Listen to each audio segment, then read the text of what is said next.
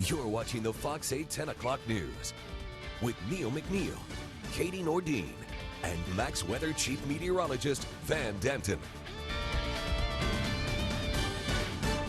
You could say tonight's Newsmaker is a professional problem solver. For him, it's a life mission. It's also among the reasons he's making quite a name for himself just a year and a half into his elected job. More on that in just a minute.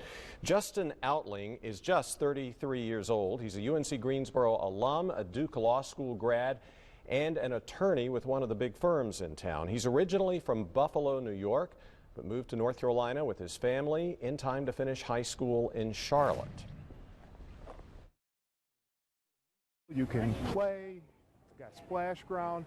It's definitely one of my favorite places in Greensboro. No doubt Justin Outling's found a home in Greensboro. He returned here in 2012 after practicing law in New York City.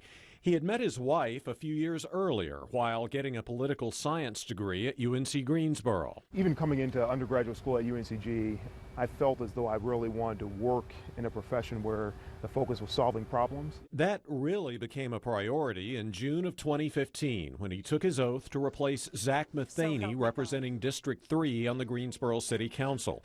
Previously, Outling had served on the city's Minimum Standard Housing Commission, so housing became a priority. When it comes to housing in Greensboro, what is the biggest issue or problem? The biggest issue or problem is really the conditions of some of the homes in our community. So Outling pushed through a change in policy that now allows the city to make repairs to a dilapidated property and then take out a lien on that property so taxpayers may one day be reimbursed. Outling also became a key figure in helping Greensboro become the first city in North Carolina to adopt guidelines for making public police body camera video.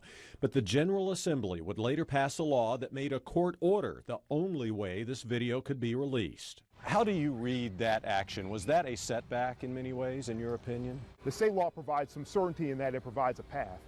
I think where the city of Greensboro disagrees with the state is that we would like there to be more transparency than is currently allowed under the state law.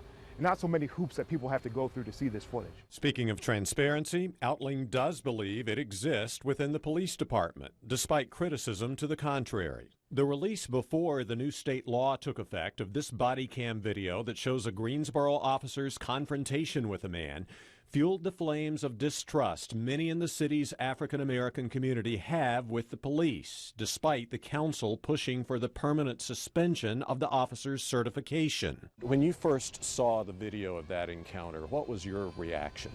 I was very disappointed and upset. What will it take to keep something like that from happening again? I think it takes leadership and vision. Do you support the current police chief in his position and what he's doing right now? I wholeheartedly, fully and completely support the current police chief.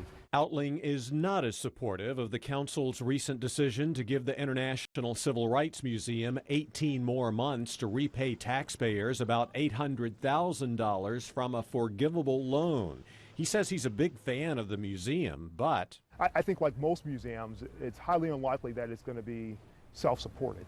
But I think successful museums have a plan for their operations and a plan for how they're going to move into the future. And I simply don't see that plan in place right now. What should Greensboro's economic focus be? More manufacturing, high-tech, biotech? Its vision should be to use its own assets, use its own resources to accomplish its goals and further its economic prosperity. Those assets include, Outling says, the downtown, especially getting more people to live downtown, and using the resources of and talent within the city's colleges and universities. Greensboro is a wonderful, tremendous city. If we want to make it the best mid-sized city in the United States, if we want to make it an elite city, we need to continue to work together to tackle difficult problems. Justin Outling plans to run next year for re-election and has no plans to seek higher office, at least not yet.